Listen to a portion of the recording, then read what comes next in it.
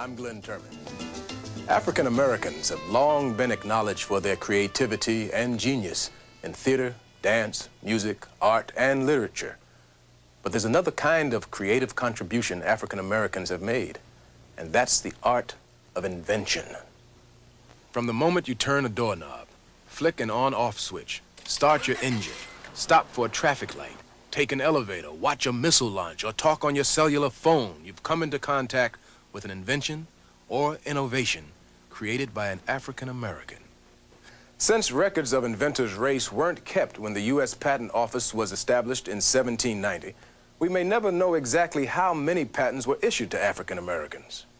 Now, probably the person most responsible for gathering information on early black inventors was Henry E. Baker, an assistant U.S. patent officer and graduate of Harvard Law School.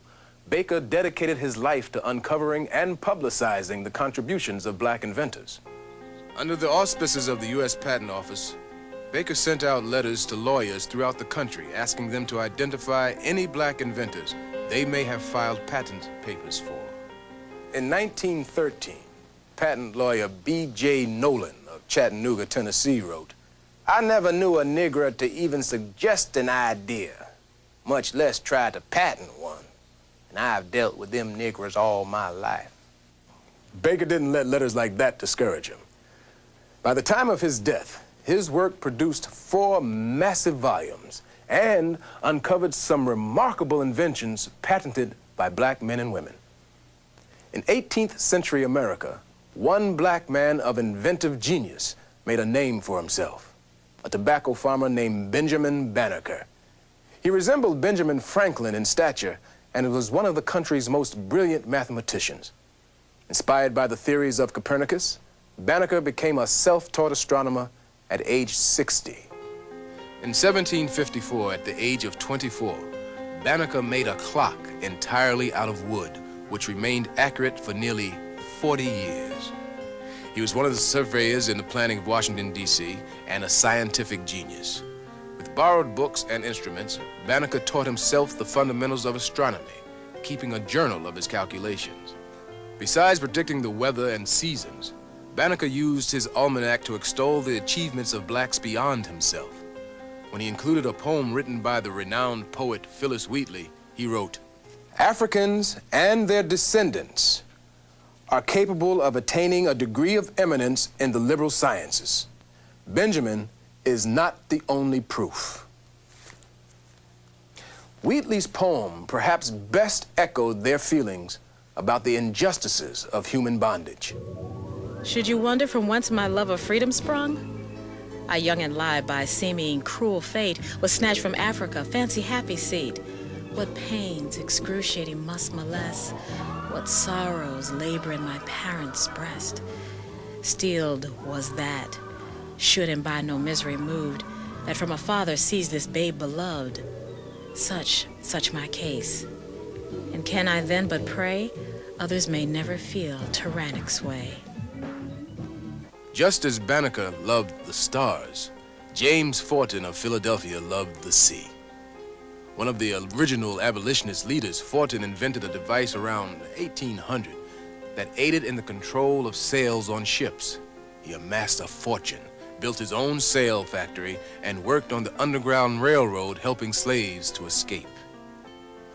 There's an African proverb that says, "As the wound inflames the finger, so thought inflames the mind."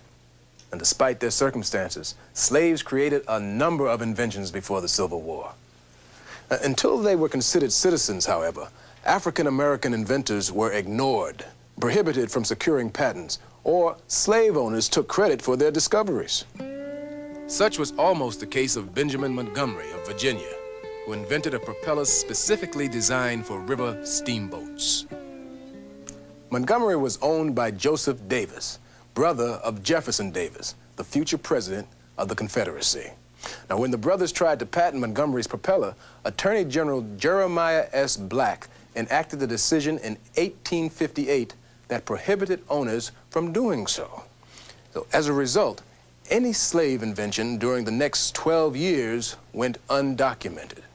Before the Civil War, a free black man named Norbert Rillo from New Orleans revolutionized the sugar industry in a bittersweet story. Born on a plantation and educated as an engineer in Paris, Rouleau gave the world its biggest economic sugar fix. Making sugar by the slow, dangerous kettle method inspired Rouleau to find a better way. And on August 26, 1843, he received his first patent for his sugar refining process, or the multiple effect vacuum evaporator, which turns sugar juice into a fine grade of white sugar crystals. Rouleau became a wealthy and influential man in New Orleans, but was still subjected to oppressive race laws. When he was told he'd have to carry a pass to move about the city, Rouleau decided to leave America forever and return to France.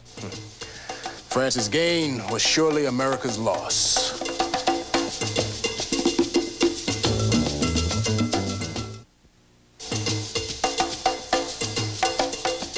Industrial growth in America was tremendous, and both black and white inventors were responsible.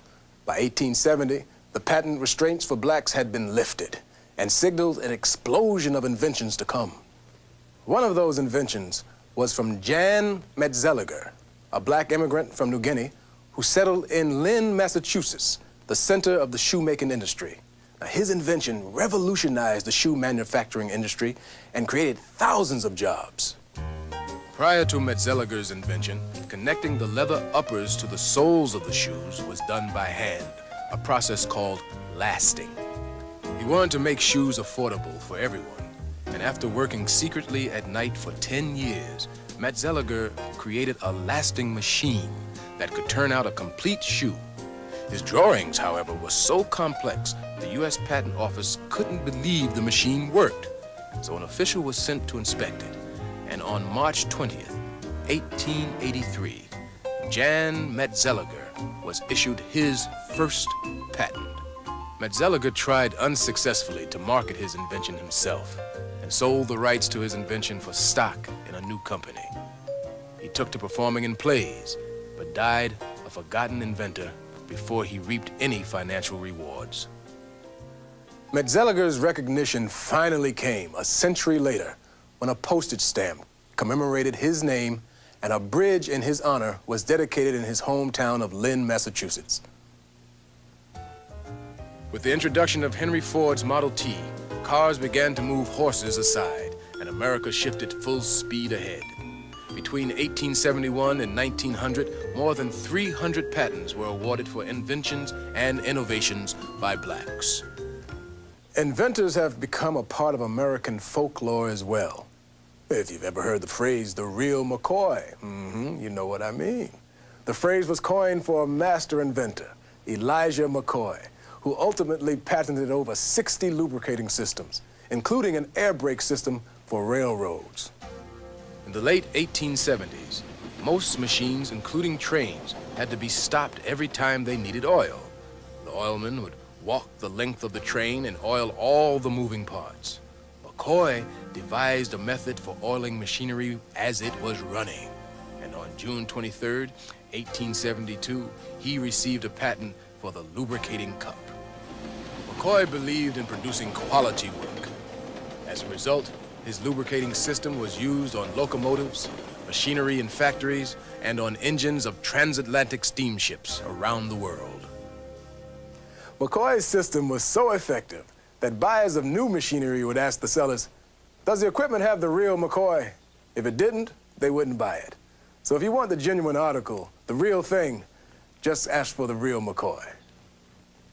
In a country that still had the feeling that the oppressed race had contributed little or nothing, African Americans began to catch the public's attention.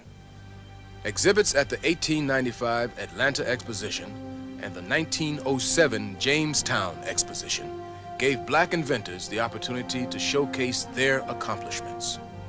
On the flip side, in 1896, the Supreme Court ruled in Plessy versus Ferguson that separate but equal facilities for whites and blacks was constitutional, which marked the beginning of Jim Crow laws and legalized segregation.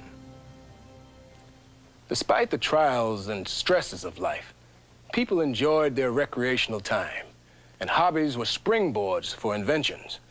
Now, take, for instance, dentist George Grant.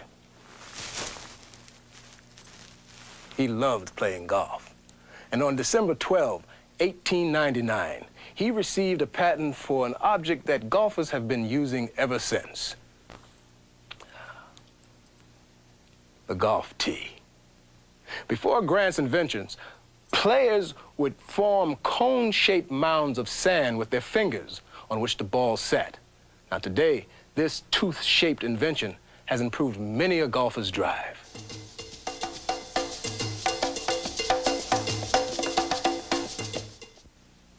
Just as today's technological revolution celebrates the super information highway, the second half of the 19th century centered around its new age power, electricity.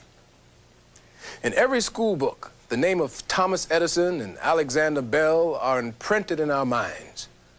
But recognition for their distinguished African-American colleagues, Granville T. Woods and Lewis Latimer, is long overdue.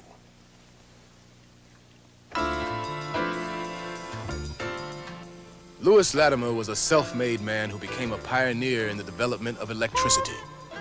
He drafted the original plans for Alexander Bell's telephone and made significant contributions to the success of both Thomas Edison and Hiram Maxim, Edison's competitor.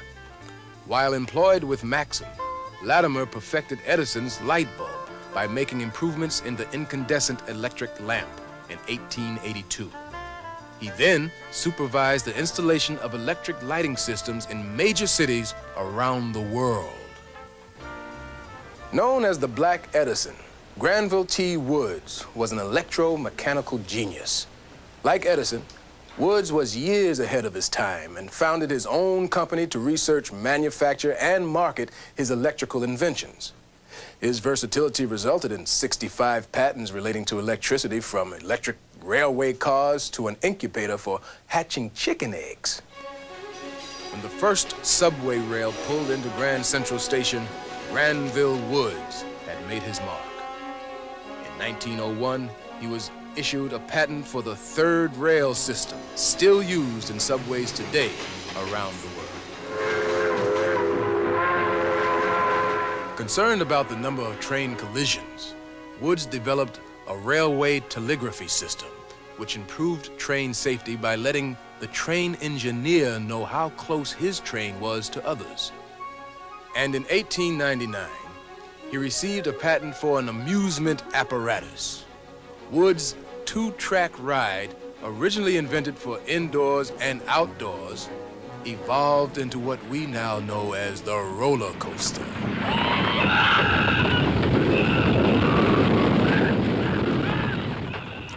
Woods' inventions caught the public's attention when he won 2 legal disputes against Edison.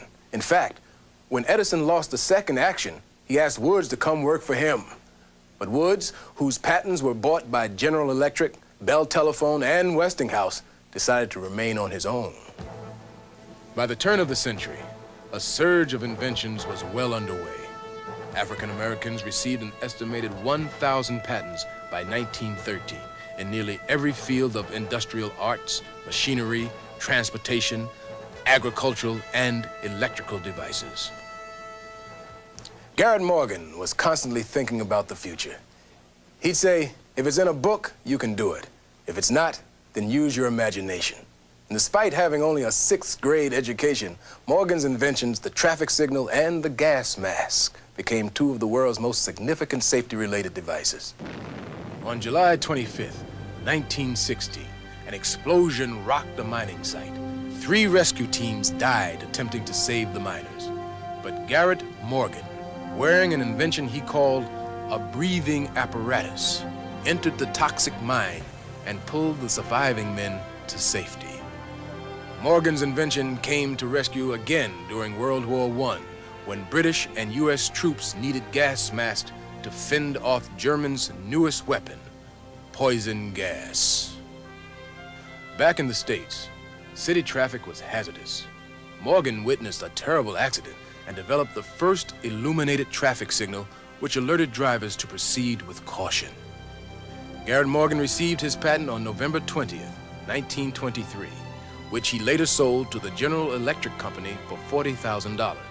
His system was used until it was replaced with the automatic electric traffic lights we have today.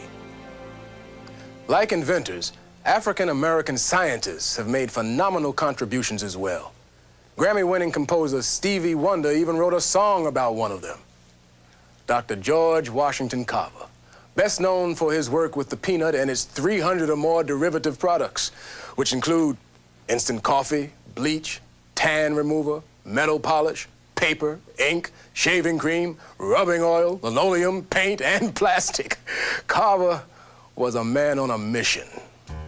A scientific genius, Carver felt a deep affinity for farmers and convinced them to grow diversified crops, such as peanuts, pecan, and sweet potatoes, in place of one crop, cotton, to re-nourish their soils. A deeply spiritual man, Carver also obtained fame as an artist.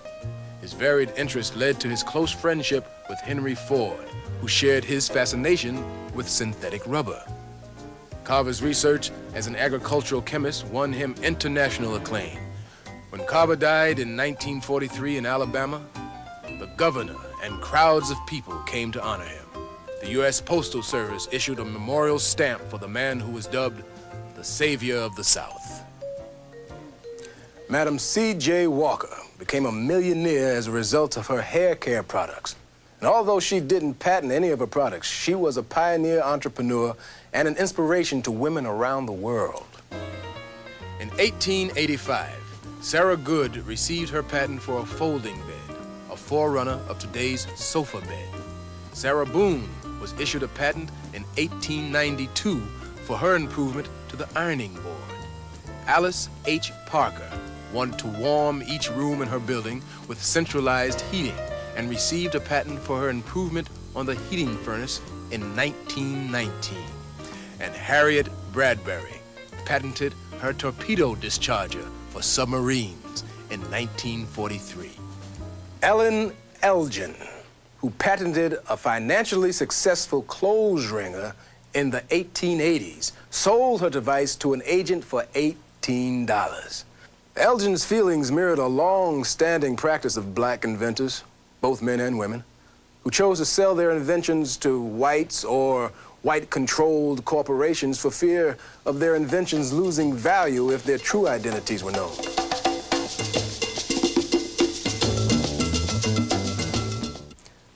The contributions inventors and scientists have made is tremendous. As we look to the future, there are 2 African Americans who are continuing that creativity. Take the case of ophthalmologist Dr. Patricia Bath, who in 1988 received a patent for the laser phaco probe. Now, that's a device that removes cataracts. Dr. Bath holds the patents for her inventions in Japan, Canada, Europe, and the United States. I was once referred a very difficult and challenging case of a blind woman. I spent many nights thinking and planning her surgery.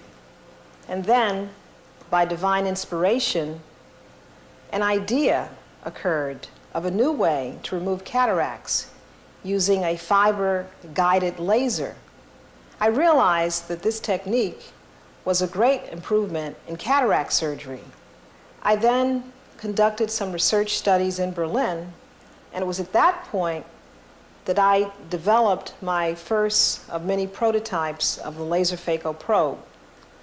As a black woman surgeon, it's very difficult to overcome some of the stereotypic impressions of male colleagues.